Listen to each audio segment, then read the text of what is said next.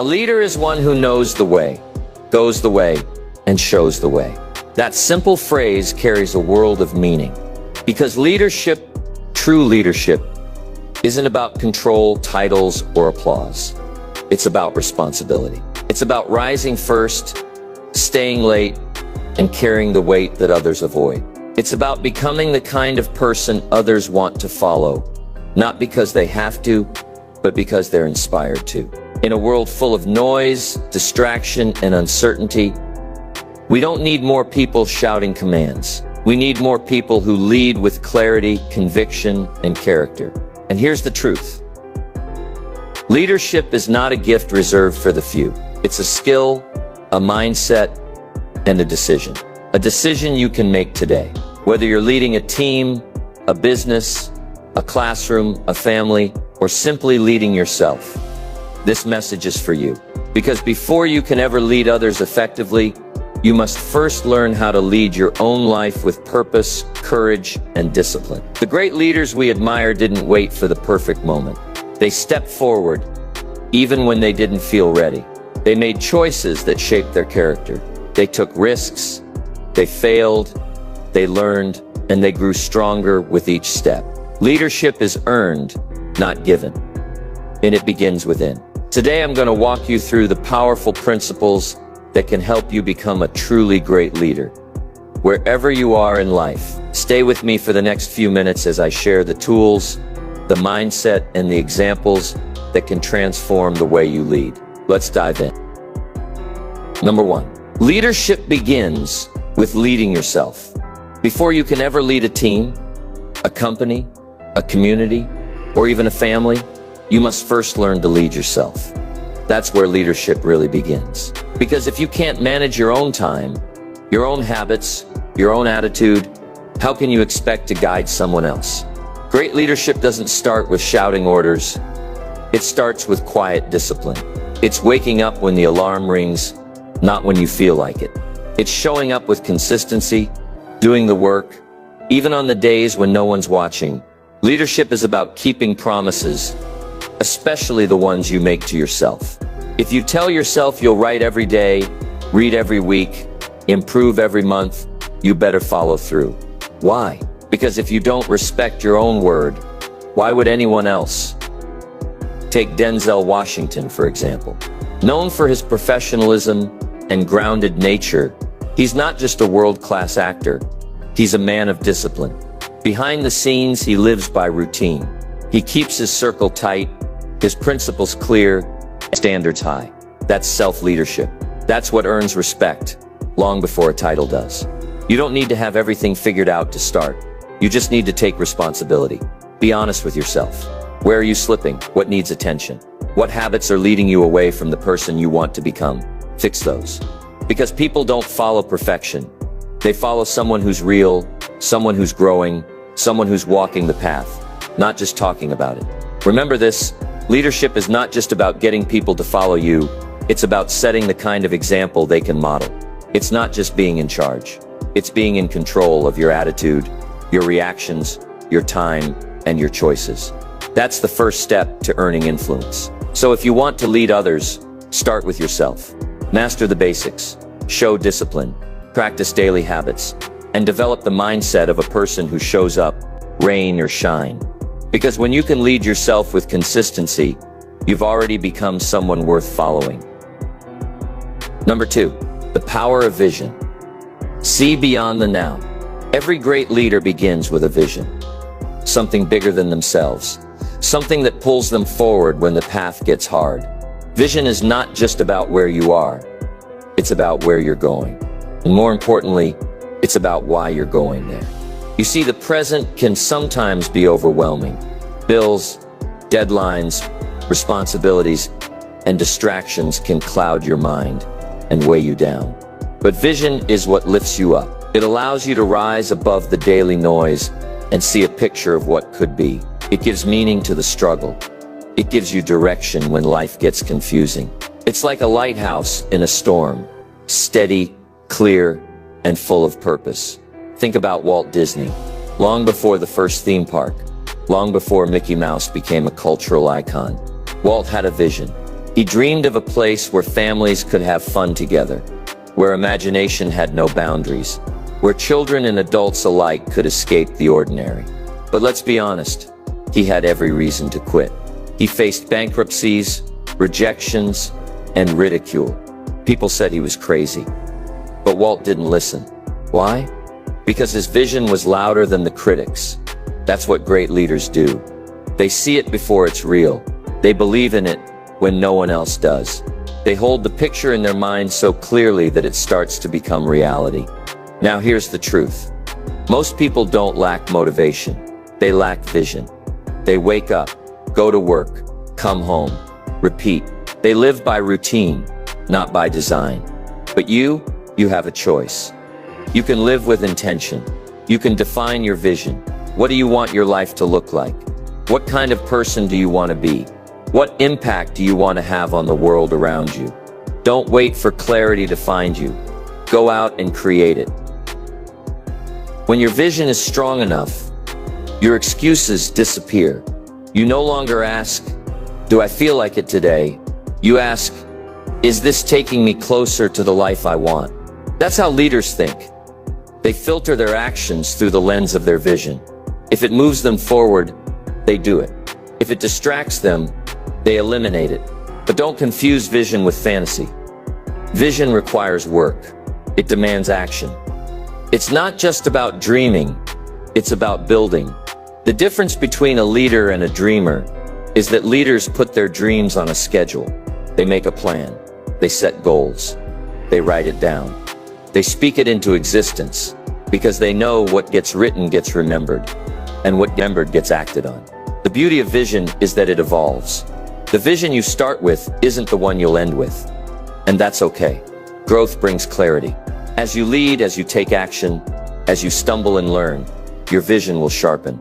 It's like a photograph coming into focus. What matters is that you begin, that you dare to look beyond your current circumstances and imagine something better. You don't need anyone's permission to dream big. You don't need everyone to believe in it. You just need to believe in it enough to begin. That's the heartbeat of leadership. Seeing the invisible and doing the impossible. Holding tight to what matters most, even when the results are far away. So if you're serious about becoming a great leader, stop living only for today. Start living for the future you're building. Write your vision. Speak your vision. Live your vision.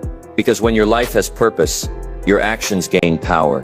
And when your actions are backed by vision, you become unstoppable. That's the power of vision. It pulls you out of comfort. It lifts you out of excuses. And it drives you into the life you were meant to lead. Number 3, communicate with clarity and purpose. Leadership without communication is like a ship without a compass, lost, drifting, and eventually forgotten. Great leaders don't just have a vision. They know how to communicate it clearly, consistently, and with conviction. They understand that words carry weight. Every phrase, every conversation, every message has the potential to influence, inspire, and ignite change. Communication is not about talking more. It's about saying the right things in the right way. It's about making people feel seen, heard, and understood. When you speak, do people lean in or do they tune out?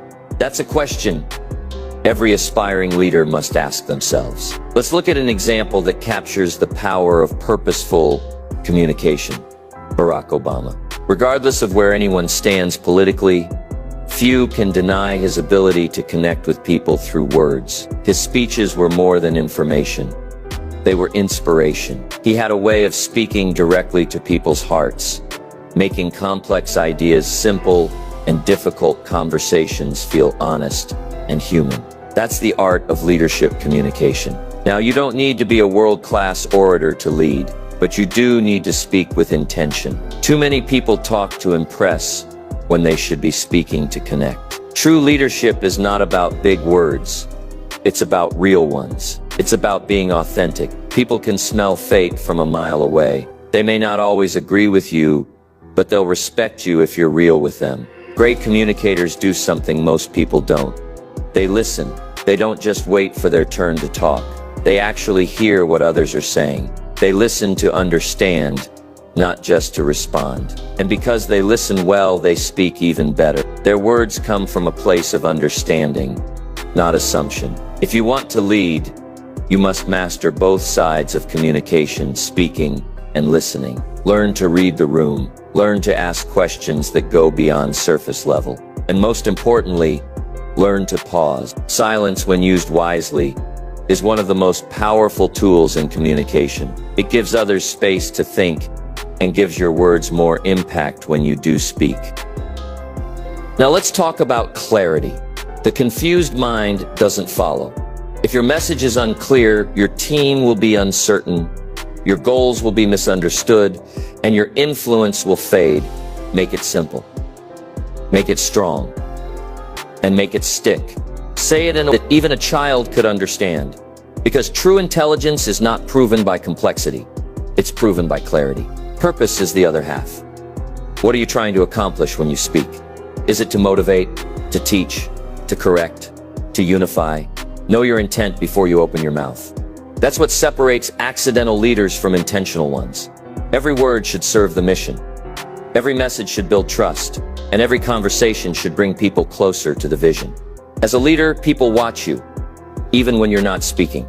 Your tone, your expression, your posture, those things speak louder than your words. If your actions contradict your message, people won't remember what you said, they'll remember what you did. That's why your communication has to be consistent with your values, your behavior, and your beliefs. And let's not forget courage. Sometimes leadership means having tough conversations. It means saying what needs to be said, not what people want to hear. It means correcting without crushing and confronting without condemning. That's not easy, but it's necessary. Because leadership isn't about being liked, it's about being trusted. And trust is built through truth. So if you want to elevate your leadership, elevate your communication, speak less, but mean more. Listen deeply. Be clear, be real, and be intentional. You don't need to be loud to be heard. You need to be honest. You need to care, and you need to speak from a place that reflects your values and vision. Great leaders use their voice to build, not break, to lift, not limit, to guide, not control. So start paying attention to how you speak. Choose your words carefully, deliver them with purpose, and let your message be a mirror of your mission. Because when your words align with your actions and your message reflects your heart, you won't just be a speaker, you'll be a leader worth following. Number 4, decision-making. Own the consequences. At the heart of leadership lies one unavoidable responsibility: decision-making. The ability to choose, to act, and to own the consequences of those choices. That's what separates leaders from the crowd. A real leader doesn't wait for perfect conditions. They don't hide behind indecision. They step forward, weigh the options, make the call, and take full responsibility for what comes next. The truth is, most people avoid decision-making because it comes with risk. It comes with the possibility of being wrong. But leadership isn't about always being right. It's about being willing to act when it matters most. Indecision delays progress. It breeds doubt, both in the leader and in the people they lead. A team can handle a wrong decision better than no decision at all. Because with a decision, there's at least direction. Without it, there's only confusion. Let's take the story of Rosa Parks. She didn't have a title. She wasn't wealthy, but she made a decision. A quiet, firm, deliberate decision to stay seated. And that decision became a spark that ignited a movement. She didn't plan to become a symbol of courage. She simply acted from conviction. That's leadership. It's not always about standing on a stage. Sometimes it's about standing your ground. Now, you may not be called to lead a revolution, but every day you're faced with decisions that shape your character, your direction, and your influence. What time you wake up, how you respond under pressure, whether you follow through on your commitments. All of these choices define your leadership. One of the most important things a leader must understand is that decisions are not always about knowing what's right. They're choosing what's best with the information you have. You won't always be certain, but certainty is not a prerequisite for action. Courage is. Leaders learn to live with the weight of uncertainty and still move forward. They trust their preparation, their principles, and their instincts.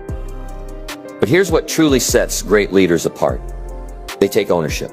When things go wrong, they don't point fingers. They don't blame the weather, the team, or the economy. They say, this was my call. This is my responsibility. That kind of ownership earns respect because anyone can take credit when things go right. But leaders show who they really are when things go wrong. And not every decision will work out. That's just part of the game. You'll make mistakes. You'll wish you had more information. You'll learn that sometimes the hard way is the only way. But those are the moments that shape your leadership. You don't grow by avoiding mistakes. You grow by learning from them. You adjust. You recalibrate. You move again, this time wiser. Now there's a balance to strike here. A leader must not rush into every decision carelessly.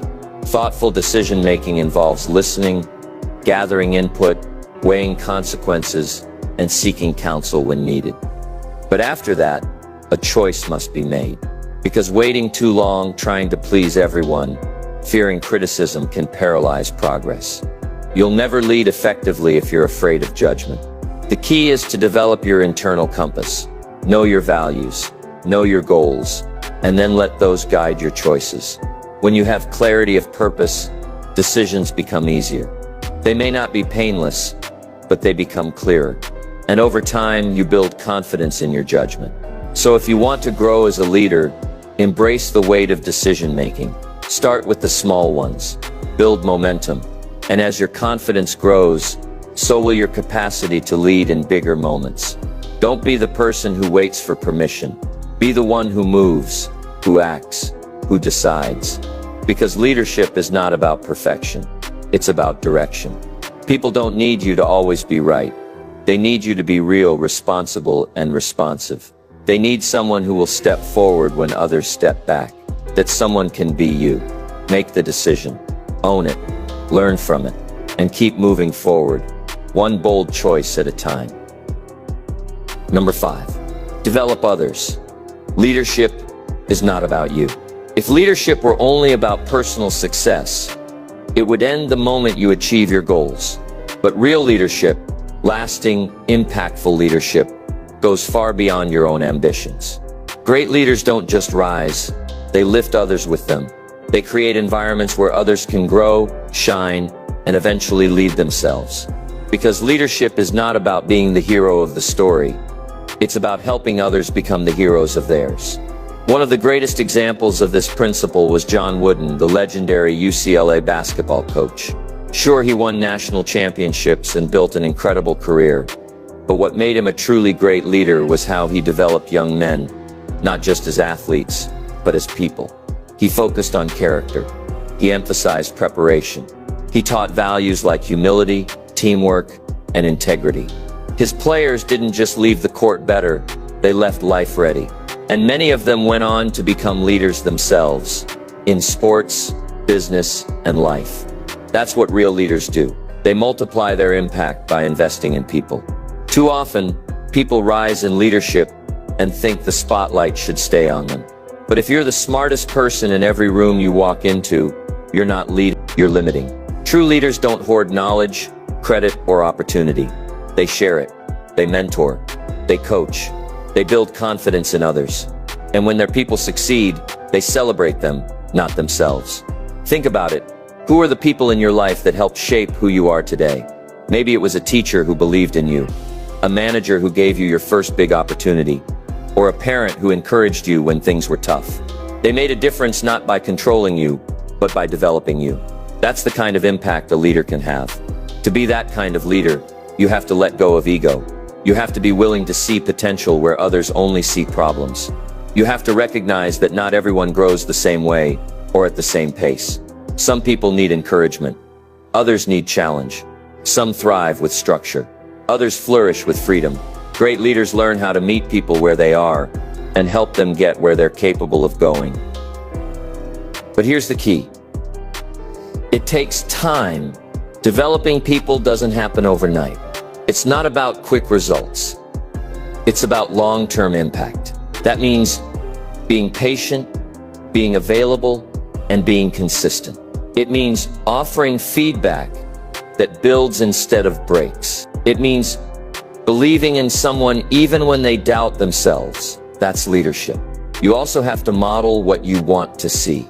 If you want your team to be disciplined, be disciplined. If you want them to communicate openly, communicate openly. People don't follow what you say, they follow what you do. Every day, in every interaction, you're teaching others how to lead by how you lead yourself. And remember, the goal isn't to make people dependent on you, it's to make them confident without you. Empowered leadership means giving people ownership, responsibility, and the freedom to try, fail, and grow. It means stepping back sometimes so others can step up. You'll know you've led well not by how many people report to you, but by how many people are better because of you. People who've grown under your influence. People who found their voice, their strength, and their path.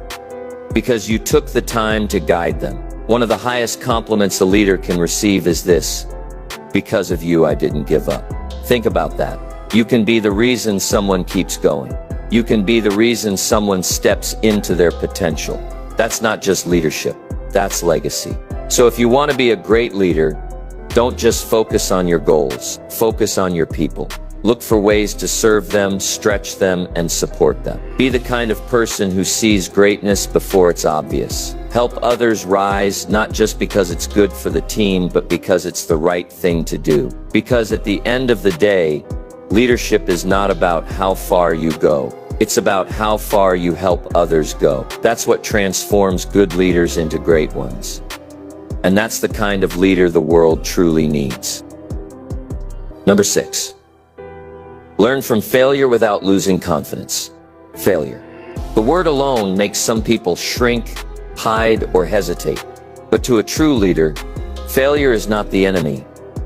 It's a teacher, a builder, a necessary part of the journey. Every great leader has failed, not once, but many times, and not quietly. The difference is, they didn't let failure define them. They let it refine them. You see, leadership doesn't mean always getting it right. It means growing through what goes wrong. It means falling, learning, adjusting, and rising again with more wisdom than you had before. Because failure isn't final, it's formative. The real loss happens only when you refuse to learn from it. Think about Thomas Edison. Before inventing the electric light bulb, he failed over 1,000 times. That's not an exaggeration. Over 1,000 attempts, and each one didn't work. But when asked about it, Edison said, "I have not failed. I've just found 10,000 ways that won't work." That mindset, that refusal to quit, is why he succeeded. He turned failure into feedback and obstacles into stepping stones. That's what real leaders do. They don't run from difficulty. They walk through it with the awareness that every challenge carries a lesson. They don't pretend to be perfect. Instead, they stay humble enough to say, "I was wrong," and strong enough to say, "Let's try again." But here's the key. They don't lose confidence in the process. Many people confuse failing at something with being a failure. As someone, that's a dangerous mindset. If you link your self-worth to your success rate, every mistake will feel personal. And that's when people give up. Not because they can't succeed, but because they stop believing in themselves. Leadership requires inner security. You have to know who you are beyond your results. Your identity must be rooted in growth, not perfection. When failure hits, and it will, it shouldn't shake your core. It should sharpen your character. Now, failure doesn't feel good. Let's not sugarcoat it. Let's not sugarcoat it. It can bruise your ego, shake your confidence, and make you question your decisions. But it can also become one of your greatest assets if you face it the right way. Reflect on what went wrong. Own your part in it. Extract the lesson. Then move forward. Don't sit in the failure longer than you need to. Learn, adjust, and try again with better insight. You'll also find that failure teaches empathy. Once you've been knocked down, you're slower to judge others when they fall. You develop patience, understanding, and compassion. That makes you a better leader. Because leadership isn't just about pushing people to win. It's about walking with them through their losses and showing them how to rise. And let's talk about teams for a moment. If you're in a leadership role, your response to failure sets the tone. When someone on your team messes up, Do you criticize harshly, or do you coach wisely? Do you punish risk-taking, or do you reward learning? If people are afraid to fail under your leadership, they'll also be afraid to try. And when people stop trying, innovation dies, growth stops, and so does progress. The best leaders create an environment where failure is part of the process, not something to fear, but something to grow through. They encourage smart risks. They celebrate effort and improvement, and they remind their team that setbacks are not signs of weakness. They're steps on the path to strength. So the next time you face failure, and you will, don't hide from it. Don't make excuses, and don't let it crush your spirit. Look it in the eye and say thank you for the lesson. Then move forward with even more clarity, confidence, and determination than before. Because failure doesn't make you less of a leader. It makes you more human, more relatable, and more resilient. And resilience is what separates those who lead for a moment from those who lead for a lifetime. You don't become great by avoiding failure. You become great by mastering your response to it. That's the kind of leader people trust, follow, and remember. Not the one who never stumbles, but the one who never stays down. Number 7, stay humble, stay hungry. There's something powerful about a leader who doesn't need to be the loudest in the room, the flashiest on the stage, or the center of every conversation. That quiet confidence, the ability to lead without ego, to serve without seeking applause, is a mark of true greatness. Because while many chase leadership for recognition, real leaders chase growth, impact, and purpose. And they do it with humility. Humility is not weakness. In fact, it's one of the strongest foundations a leader can stand on. It means you're secure enough to admit you don't have all the answers. You're open enough to listen, and you're wise enough to learn from anyone, regardless of their position, title, or background. Arrogance closes doors. Humility opens them. Let's look at one of the most powerful examples of humble leadership, Mother Teresa. She didn't lead with noise or authority. She led with love. She lived simply, served quietly, and gave relentlessly. She had no interest in being seen, but the world saw her anyway. Her life impacted millions, not because she demanded attention, but because she gave attention. She didn't seek power. She lived purpose. And that is the essence of humble leadership. But humility alone is not enough. You also need hunger, the internal fire that drives you to keep growing, keep learning, and keep pushing forward, even after success. Hunger is what keeps leaders from getting complacent. It's what keeps you sharp when others get comfortable. It's the whisper in your ear that says, there's still more to do. You haven't arrived yet. The moment a leader starts thinking they've made it is the moment they start falling behind. Hunger keeps you curious. It keeps you willing to study, to evolve, to ask questions and seek better answers. No matter how far you've come, there's always another level. There's always someone to serve more deeply, a skill to sharpen, a problem to solve, or a way to grow. The best leaders combine both humility to acknowledge their limitations and hunger to expand them. They understand that the title of leader isn't a crown to wear, it's a responsibility to carry. And the more influence they gain, the more careful they become with their words, their actions, and their example. Now here's a warning. Success can be dangerous. When you begin to achieve, people will praise you. They'll elevate your name, flatter your efforts, and sometimes even put you on a pedestal. If you're not grounded, it's easy to start believing the hype. But the pedestal isn't real. It's a trap. And the moment you start thinking you're above learning, above correction, or above others, that's the moment you stop being a leader. That's why humility must be a daily practice. It's checking your ego at the door. It's remembering where you came from, who helped you along the way, and how much you still have to learn. It's thanking your team. It's giving credit generously and taking blame responsibly. It's staying teachable, always. And it's not just about the big things. Humility shows up in the small moments too, in how you treat a stranger, in how you respond to criticism, in how you handle someone else's mistake. Every one of those moments reveals the kind of leader you really are. Likewise, hunger must be fueled constantly.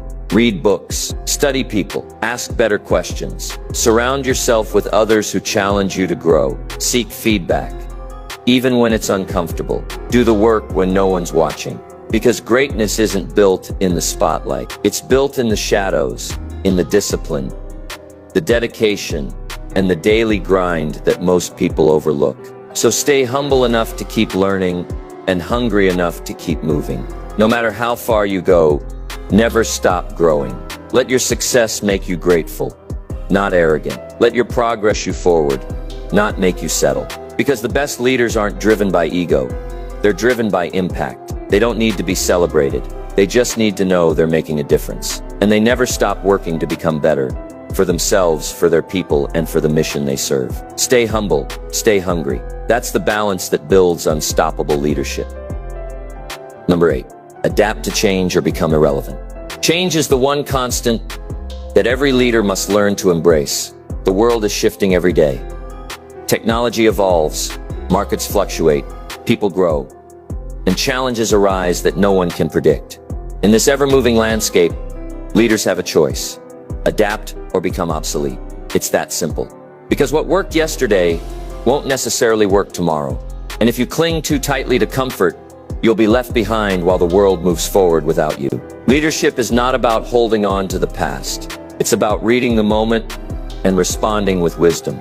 It's about staying flexible without losing your core values. And most importantly, it's about being willing to reinvent yourself when the situation demands it. The leaders who thrive in today's world are not the ones with rigid plans, but the ones with resilient minds. Take the example of Howard Schultz, the man who helped shape Starbucks into a global phenomenon. He didn't just open a coffee shop, he created an experience. But what made his leadership stand out wasn't just the idea, it was his ability to adapt. When the 2008 recession hit and Starbucks began to struggle, Schultz didn't blame the economy and wait it out. He stepped back in as CEO, made tough decisions, closed underperforming stores, retrained staff, and refocused the brand on what mattered most. He changed course, not because it was easy, but because it was necessary. That's what adaptive leadership looks like. Being adaptable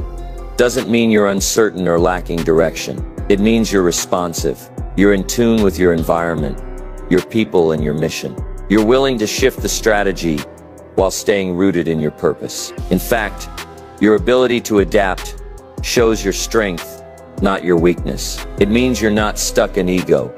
You're committed to outcomes, not old methods. Now, change is uncomfortable. No one likes stepping into the unknown, but growth never happens in the comfort zone. Leaders must walk through uncertainty before they can lead others through it. And the first step is letting go of the need for total control. You can't predict every turn, but you can prepare yourself to respond wisely when it comes. Adaptability also requires curiosity. You have to keep asking questions. What's changing in my industry? What's shifting in the needs of my people? Where am I falling behind? What could we do better? The moment you stop asking questions is the moment your leadership begins to stagnate. And here's the truth: people will resist change. Even when the old ways are no longer working, there's comfort in familiarity. Your job as a leader is to guide people through that resistance. You don't drag them, you walk with them. You explain the why, you paint the vision of what's ahead, and you help them see the opportunity on the other side of discomfort. But don't wait for crisis to be your teacher. Don't wait for a breakdown to begin thinking differently. Great leaders anticipate change. They prepare for it before it arrives. They build systems that are flexible. They create cultures where innovation is encouraged, not feared. They reward adaptability in others, and they model it themselves. And it's not just external change you must be ready for. It's internal growth too. You're not the same leader you were 5 years ago, and you shouldn't be. Each season of leadership will ask something new of you, a new mindset, a new skill, a new level of responsibility. You have to grow to meet it. Adaptability is the bridge between who you are and who you're becoming. It allows you to keep moving forward even when the path changes. It's what allows your leadership to remain relevant, impactful, and strong, even in uncertain times. So don't fear change. Welcome it. Let it sharpen your thinking, stretch your comfort, and shape your next level. Because the leaders who last are not the ones who resist change. They're the ones who learn from it, grow through it, and lead others confidently in the middle of it. In a world that never stops moving, adaptability isn't optional, it's essential. Adapt or be left behind. Change or become irrelevant. Evolve or expire. It's your move and your future depends on it. Number 9, build unshakable integrity. If leadership is a house, then integrity is its foundation. Without it, everything else, your vision, your influence, your success, eventually crumbles. Because people may admire your talent, they may be impressed by your results, but they will only follow you with their hearts if they trust you. And trust isn't built on charisma, it's built on character. Integrity means doing the right thing, even when it's inconvenient, uncomfortable, or unseen. It's about aligning your actions with your values, not just when people are watching, but especially when they're not. In a world filled with shortcuts, hype, and broken promises, integrity stands out like a lighthouse in the dark. It's not flashy, but it's powerful, and people are drawn to it. One of the greatest examples of integrity in leadership is Nelson Mandela. After spending 27 years in prison, he emerged not with vengeance in his heart, but with forgiveness and unity in his vision. He had every reason to be bitter, to lead with resentment, but he chose the higher road. He lived his values, even when it would have been easier not to. That moral clarity earned him the respect of not just a nation, but the world. That's what integrity looks like in action: consistent, courageous, and deeply human. As a leader, your integrity is tested every day, in the small decisions, in the private moments, in the pressure to cut corners or tell half-truths. And here's the thing, most people don't lose their integrity in a single moment. They lose it slowly, compromise by compromise, rationalization by rationalization. One little lie, one overlooked promise, one dishonest excuse. And before long, the trust that took years to build is gone. Integrity is not about being perfect, it's about being honest. When you make a mistake, own it. When you give your word, keep it. When something feels off, speak up. That kind of consistency builds a reputation you can stand on. And once people trust your character, they'll follow you through anything. But integrity isn't just about how others see you, it's about how you see yourself. There's no pillow softer than a clear conscience. When your actions match your principles, you walk with confidence, you sleep better, you carry yourself with quiet strength, because you know you're doing what's right, not what's easy, not what's popular, but what's right. Integrity also shows up in how you treat people, especially those who can't offer you anything in return. It's revealed that you handle power. Do you use your influence to uplift or to control? Do you serve your team or do you expect them to serve you? True leadership is not about position. It's about service. And service without integrity is manipulation. One of the best ways to build integrity into your leadership is to define your non-negotiables. What are the values you refuse to compromise on? Honesty, respect, accountability? Write them down. Make them public. Let your team know what you stand for, and more importantly, show them through your behavior. Because a leader who lives their values doesn't have to talk about them all the time. People can see it, feel it, and trust it. Now, will having integrity always be easy? No. Sometimes it will cost you. You may lose a deal. You may walk away from partnerships. You might miss out on short-term gain. But in return, you gain something far more valuable: credibility. And credibility is what turns a leader into a legacy. Remember, people don't follow titles, they follow truth. They follow the leader who speaks plainly, acts justly, and leads with heart. When people know they can count on you to be fair, honest, and consistent, they will go the extra mile with you, not because they have to, but because they want to. So protect your integrity. Guard it like a treasure, because it is. Every day in every interaction, ask yourself, am I being who I said I'd be? Am I doing what I said I'd do? Am I leading the way I want to be remembered? Because at the end of the day, leadership without integrity is just performance.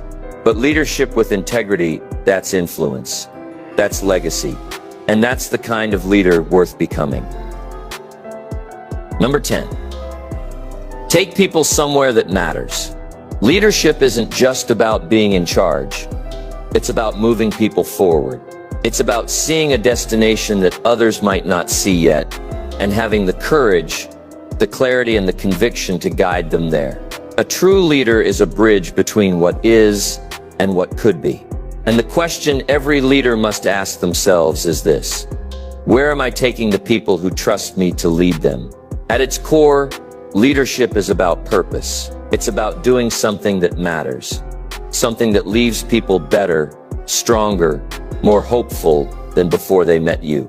You're not just leading projects, managing teams, or building systems. You're shaping lives. And the impact you make doesn't end when the job is done.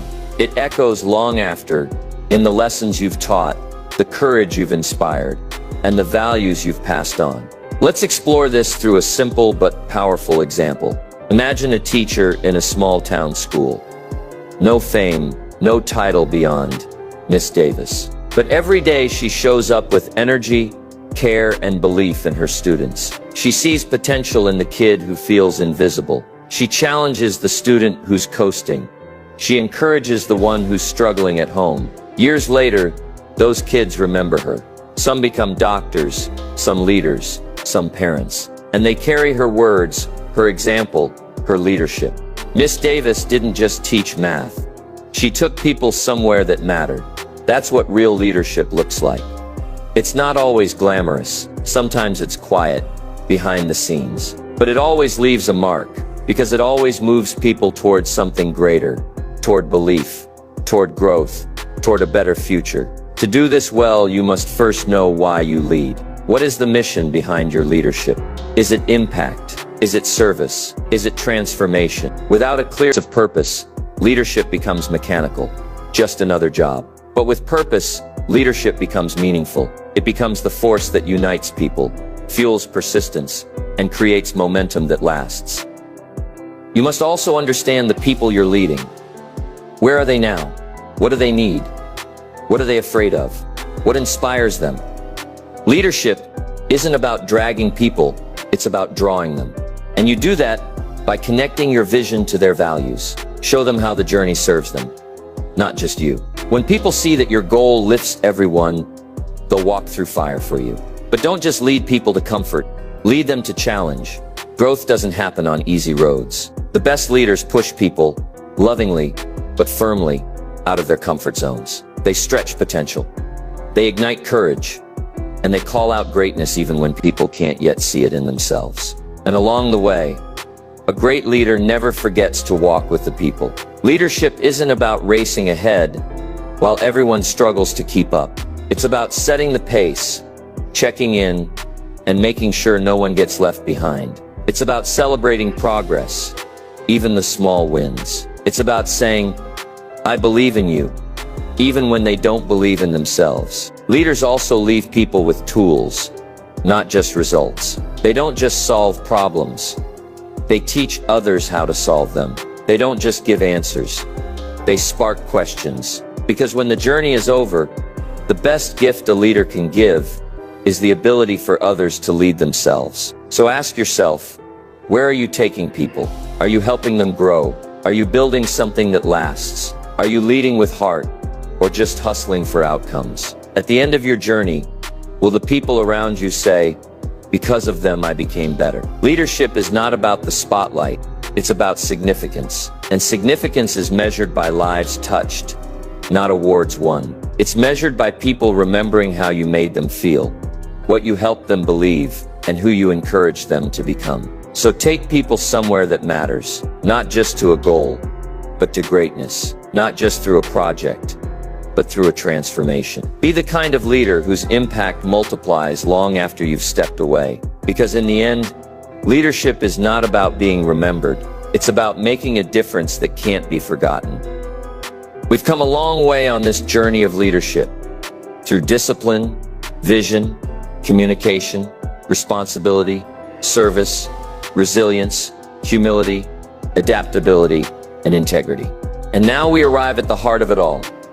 Leadership is not something you're born with. It's something you build, one decision at a time, one moment at a time, one habit at a time. Leadership isn't reserved for CEOs, presidents, or public figures. It belongs to anyone who chooses to take responsibility for their life, their choices, and their influence. It belongs to the teacher who stays late to help a struggling student, to the parent who models patience and strength at home, to the entrepreneur who leads with courage, even in uncertainty, to the friend who speaks truth with kindness. That's leadership.